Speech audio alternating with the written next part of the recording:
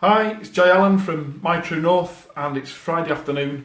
It's my live every week where we talk this year about the big questions, the stuff that we've been dealing with here in TrueNORTH, the ethical coaching company, but also with our clients across the UK and from further afield, I might add. And this week, it's predominantly been talking about pricing. Scott, nice to have you with us. Thanks very much for coming to join us. This week, we've been predominantly talking to a number of our clients about pricing. So I wanted to very quickly share with you a few thoughts about cost and pricing.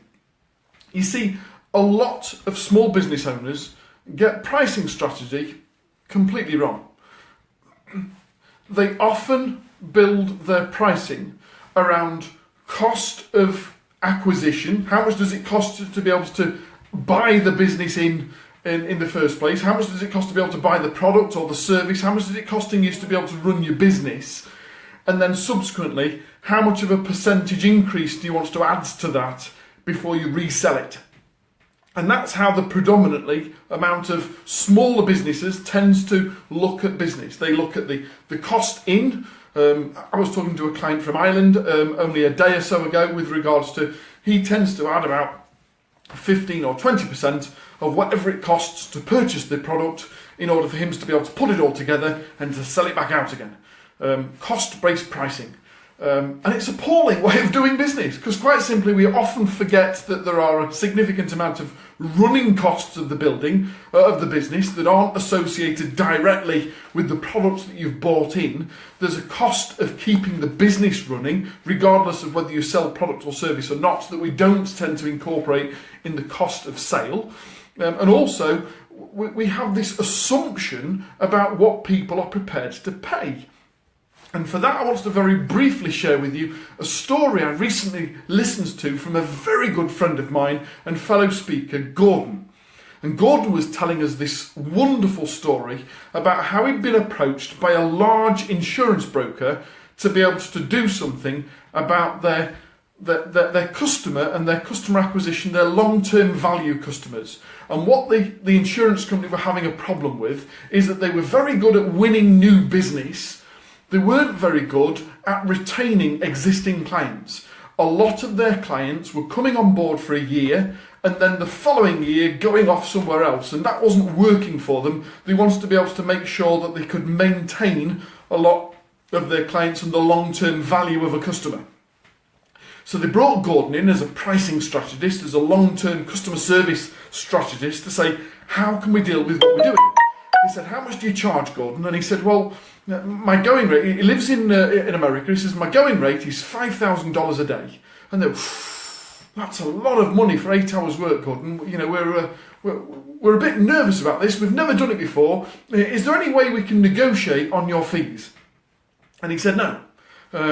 I know that I'm worth $5,000 and I know that I'll deliver a minimum of $5,000 worth of service and benefits to you. I'll guarantee that, or you can have the money back. I am willing to negotiate on expenses. I've already got a client out that way. Yes, it's a flight from one end of America to the other to come and see you and spend some time with you, but I've already got a client that I'm coming to see. If you're negotiable on dates so I can tie the two together, I won't charge you my flight fees to be able to get out there. I'm happy to be able to incorporate $5,000 on the nose as opposed to $5,000 plus expenses. And they ummed and ahed, and eventually they agreed to Gordon going out and doing the work. And he went out, and because they'd been so negotiable or tight on fees, he was very, very adamant that he was going to deliver the most exceptional day of consultations to be able to help them as much as possible to demonstrate that he was worth every single penny. 8 weeks later, and he gets back in touch with the client as part of his service level agreements to say, how are you getting on? And can you just confirm as to what we've put in place and is it actually working? And they said, Gordon, thank you so much. The work that you've done to date in the last 10 weeks has saved us about $400,000. Thanks. We'll be in touch if we need you again. And away they went. And the purpose of this story, a little bit elongated maybe, but the purpose of this story is it's about perceived value and actual value. What do you want to sell your services or products out at, and what does the other person, the customer, perceive the values to be? And it's massively important for us to be able to understand and get a better understanding of our customers at present and the perceived value of what we deliver.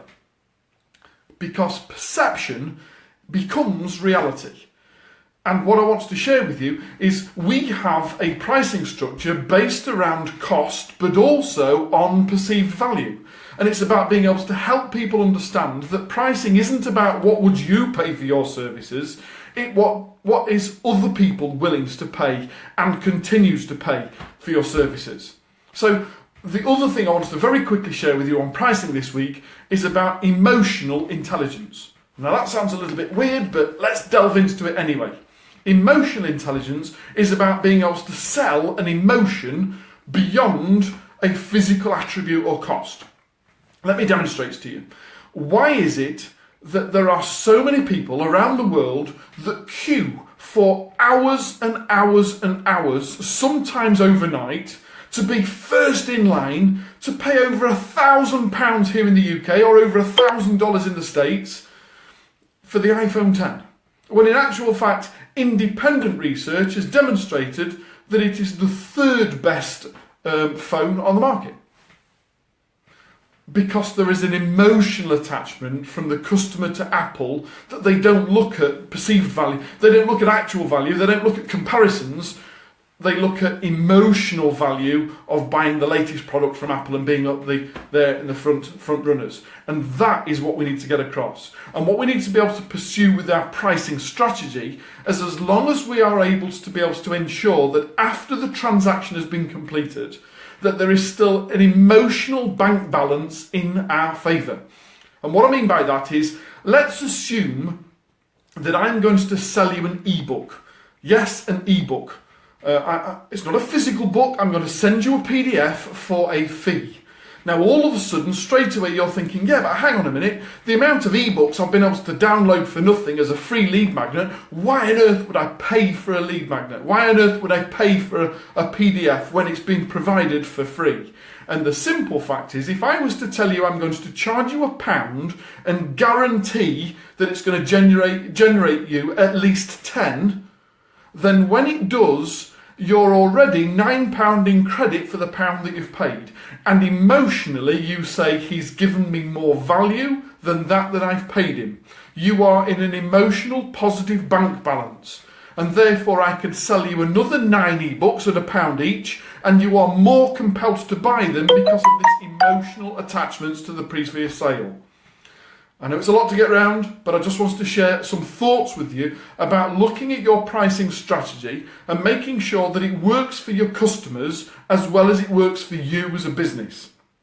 The last thing I want to share with you is stop using boring pricing. There is nothing worse than seeing £295 instead of £300. It's old hat. People are already into the mindset of understanding that it's £300 less a fiver. Why don't you charge £294.57? Because ironically, by being able to put real numbers in it, as opposed to made up numbers, it starts to suggest that the product must be worth £294.57, because otherwise you'd have rounded it up to £300. I hope that really helps. This is Jay Allen from TrueNORTH, the UK's leading ethical coaching company. And next Friday, I'm going to share with you some more about the biggest questions that we've been helping people with next week. Don't forget, if you haven't already done so, join our TrueNORTH Add a Zero page, where we share lots more information about how to be able to add a zero. And if you're interested, we've relaunched our JSO as a webinar. So there's loads of details on the Add a Zero page about how you can get some live help and support from myself every month for just £47 a month. I look forward to being able to speak to you again next Friday. I'm loving spending some time with you every Friday, and have a great weekend. All the best, and I'll see you soon. Bye now.